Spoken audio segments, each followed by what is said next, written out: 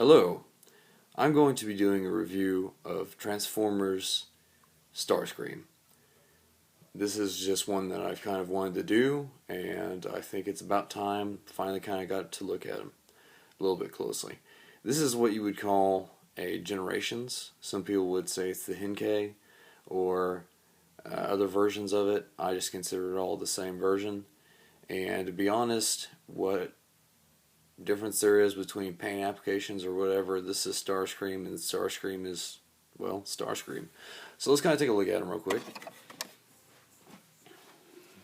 Very nice design, obviously G1. Very good molding, details very excellent on this figure. Everything about it is just really kind of excellently done. Hasbro's done an excellent job in reproducing him in vehicle mode. Truly, there's nothing wrong with this mode. It's quite excellent. I acquired it on eBay, and like I keep saying, it's just really great in vehicle form. A lot of people complain about Transformers having a term that I hate, robot kibble, but the robot pieces on the underside don't really bother me. It's got to go somewhere, and if you're just picky like that, well, I don't really care. I like it, and again, excellent vehicle form. The only thing with this version of it is it has problems in robot mode. Some of them could be helped, some of them maybe not. So I'm going to transform him very quickly. I've set down my thing here. Hold on just a moment. Put down his null cannons there.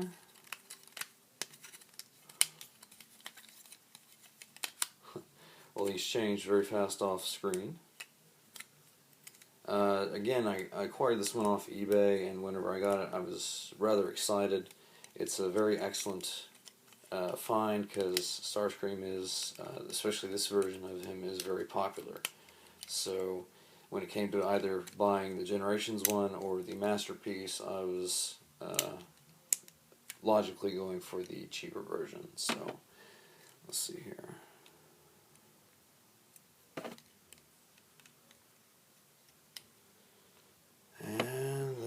His feet, and there we have Generations Starscream. Like this, really, just this kind of pose, there's no problem whatsoever. Great detailing on the face, which you can't really see even in the light. Every one of his aspects he's designed very well until you get to the back, which we will talk about again in a minute. But still not really that bad. I mean, it's very true to the cartoon representation.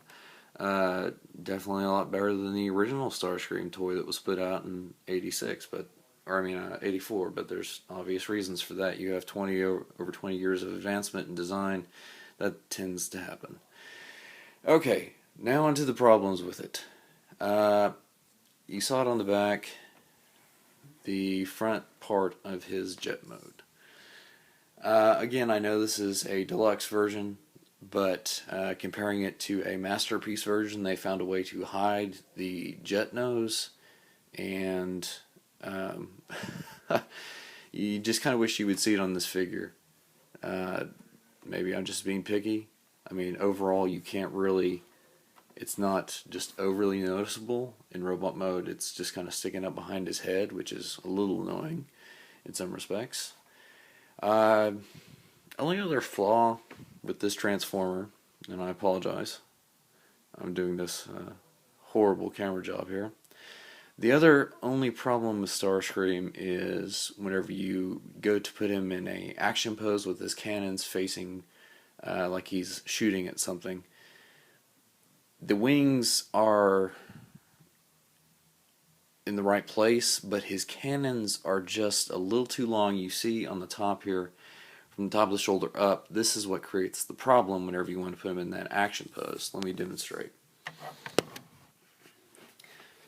So if we do this, I'm just going to do one arm for the moment to kind of show you what I mean. If you look at it like this, you can see the difference. Here's his arm put down. Well, we pan over, to here, and you can see the problem now. His wing is shoved so far back it looks sort of ridiculous. So if you were to look at both of them, let's see here, like that. Okay, doesn't look as ridiculous now, but still it looks kind of weird. To be honest, for some reason I halfway hate it, but I more hate it than anything. Um, it just looks stupid.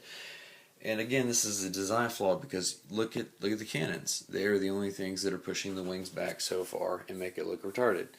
So you have everything that makes this figure horrible in one spot. If we were to look at the cannons, if they would have been placed in a slightly different position. Let's take a look at that real quick.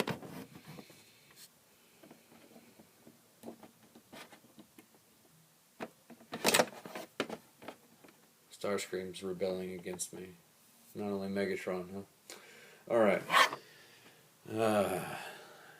If we look at the cannons here, this place obviously doesn't work. If it had been moved slightly forward on his arm, it would have been perfect because you could keep the wing up like that and it would have not created any problem. Only thing is if you look at it, it might be a little ridiculous because look at how long the missile is now compared to where his arm was. Maybe Hasbro could have shortened the missile or something. But regardless, I mean, overall, this is a great figure. I mean, the wings and the nose come apart, the only thing I have to complain about. I love the representation. Hasbro came super close. I mean, just a few different flaws, and again, I know this is just me nitpicking on a deluxe figure. But, I mean, as far as giving a rating out of from 1 to 10, with 10 being the best, 1 being absolutely sucking, I'm going to give this a 7. Because it has 3 problems with it, 2 wings and 1 nose cone. But, I mean, overall, if you can find this figure and those things don't bother you, I'd suggest going and getting him. But anyway, this is a review of a Classics G1 Starscream.